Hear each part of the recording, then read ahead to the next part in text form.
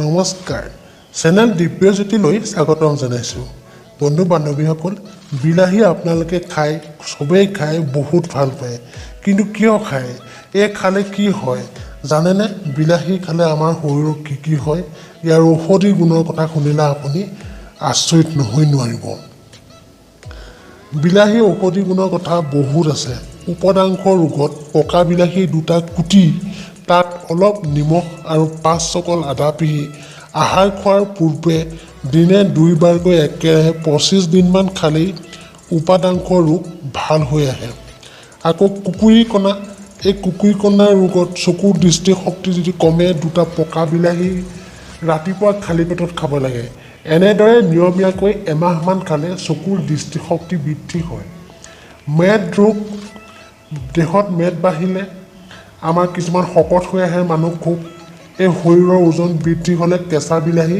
এটা বা দুটা নেমু ৰসৰ লগত একাপৰ 4 ভাগ মানে নহৰু ৰস আধা কাপ মিশ্ৰণ কৰি ৰাতিপুৱা খালী পেটত দিনে এবাৰকৈ 2 মাহৰ পৰা 3 মাহ পৰ্যন্ত নিয়মীয়াকৈ খাব মনত ৰাখিব যদি আপোনাৰ শৰীৰটো কমাব বিচাৰে যদি শকত হৈছে তেতিয়াহ'লে নেমু ৰস ল'ব সৰহকৈ ল'ব নেমু ৰস কেঁচা বিলাহী এটাও ল'ব ভালকৈ পিচি পেলাব 4 ভাগৰ এভাগ ল'ব তাৰে 4 ভাগৰ এভাগ নেমু ৰস ল'ব বিলাহীটো যিমান তাৰে 4 ভাগৰ এভাগ নেমু ৰস ল'ব তাৰপিছত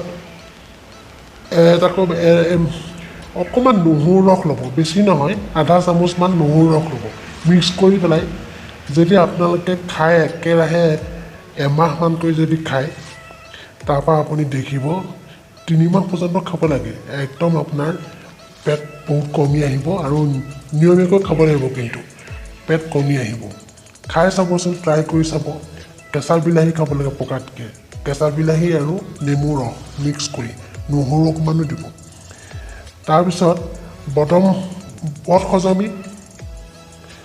হজম হ'লে বায়ু আৰু যকৃতৰ সমস্যা হ'লে আহাৰ হজম নহ'লে বা পেটত বায়ু জমা হ'লে নাইবা যকৃতৰ নানা সমস্যা হ'লে এগিলাচ সতেজ বিলাহীৰ ৰসত এটিপা নিমখ 4 ভাগৰ এভাগ চামুচ পিপলিৰ গুড়া মিশ্ৰণ কৰি দিনে 2 বাৰকৈ 2-3 দিনমান খালেই ভাল হৈ আহিব পিপলিৰ গুড়ি দিব পিপলি চিনি পাই নহয় এই পিপলিৰ গুড়িটো দিব বিলাহী ৰসৰ লগত খুব ভাল অকণমান নিমখ দিব বেছি বিলাহী ৰস খাব নালাগে এই 2 চামুচমান হ'লেই হ'ব খাই চাবচোন একেবাৰে ভাল হৈ আহিব আকৌ যক্ষ্মা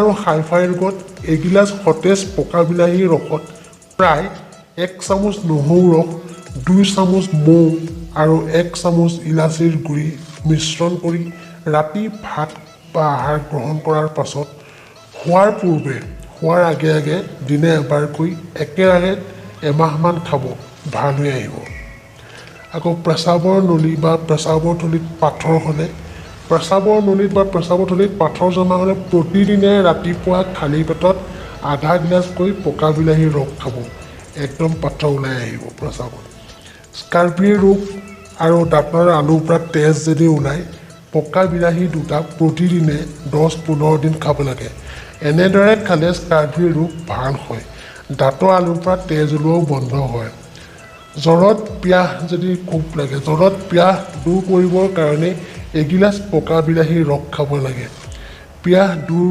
হোৱাৰ উপৰিও ই জ্বৰ কমাই দিয়ে আকৌ পয়া লাগিলে শিশুৰ তেতিয়া কি কৰিব 3 চামুচ সতেজ বিলাহীৰ ৰস শিশুক খুৱাব এনেদৰে দিনে কমেও 3 বাৰকৈ খোৱালে সুফল পোৱা যায় দেহত পুষ্টি সাধন কৰিবলৈ হাত ভৰি হাওঁফাওঁ মগজু কলিজা আদি নানা ধৰণৰ কাৰণত ক্ষয় হোৱা তন্ত্ৰসমূহ পূৰণ কৰিবলৈ ইয়াৰ পুষ্টি সাধন কৰিবলৈ ইন্ধন খাদ্য যথেষ্ট পৰিমাণে বিলাহীতে পোৱা যায় সেয়েহে বিলাহী সকলোৰে কাৰণে সুখাদ্য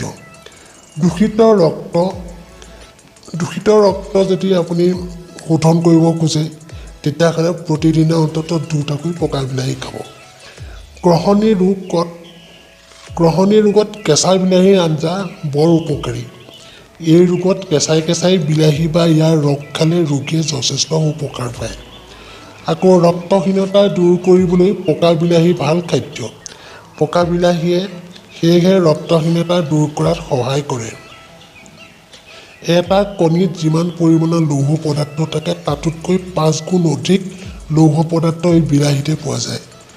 কৃমি নাশ কৰিবলৈও বিলাহী ৰস খাব পাৰে। জালুক মিহলি কৰি তাতে এটিপা নিমখো দিব। একেৰাহে 4-5 দিন খাব লাগে। কৃমি নাশ হ'ব। শুকান কাহত পকা বিলাহীৰ ৰস 2 চামুচ কেঁচা হালধিৰ গুড়ি মিহলি কৰি আকৌ তাতে অকণমান মৌ বা চেনিও দিব পাৰে। এবাৰকৈ 6-7 দিনমান খালে শুকান কাহ ভাল হয়। আকৌ উচ্চ ৰক্তচাপত নিয়মীয়াকৈ পকা বিলাহীৰ ৰস একাপকৈ খালে বিলাহী চালাড নিয়মীয়াকৈ খালেও উক্ত ৰক্তচাপ নিয়ন্ত্ৰিত হয়। খজুৱতি হ'লেও 1 চামুচ বিলাহীৰ ৰসৰ লগত 2 চামুচ নাৰিকলৰ তেল মিহলি কৰি খজুৱতি হোৱা ঠাইত ভালদৰে সানি মালিচ কৰিলে খজুৱতি নাইকিয়া হয়। শৰীৰৰ দূষিত পদাৰ্থ বাহিৰ কৰিবৰ কাৰণেও নিয়মীয়াকৈ প্ৰতি সাঁজত অন্ততঃ 2টাকৈ পকা বিলাহী খাব লাগে। দুৰ্বল পাচন ক্ৰিয়া শক্তিশালী কৰিবলৈ কাৰণে দিনে 2-3টাকৈ পকা সতেজ বিলাহী খোৱা উচিত। তেজৰ গোট মৰাৰ ক্ষমতা বৃদ্ধি কৰিবৰ কাৰণে বিলাহী নিয়মীয়াকৈ খাব লাগে।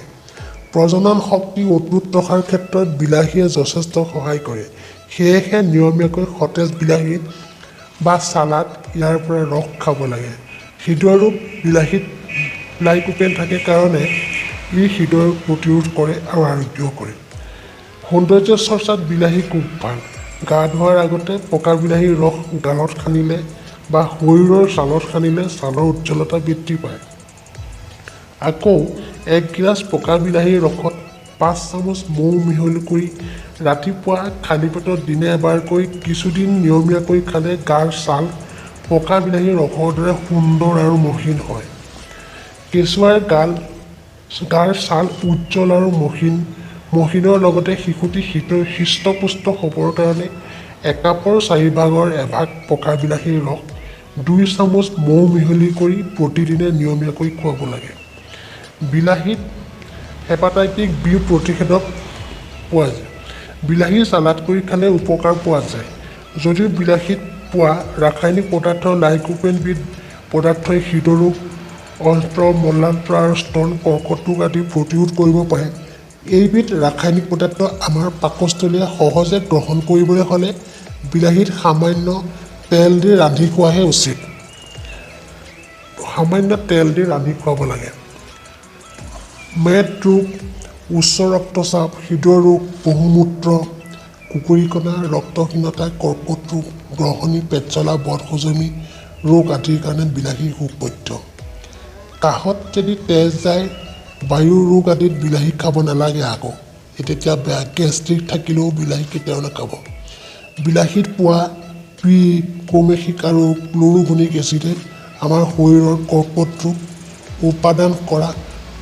উৎপাদন কৰা পদাৰ্থসমূহ দেহৰ পৰা বাহিৰ কৰাত সহায় কৰে।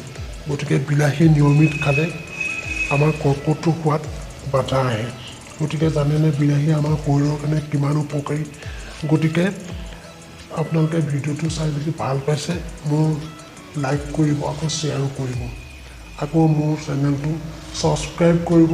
যদি এনেকুৱা ভিডিঅ'সমূহ পাই থাকিবলৈ হ'লে ন'টিফিকেশ্যন আইকনটো প্ৰেছ কৰিব।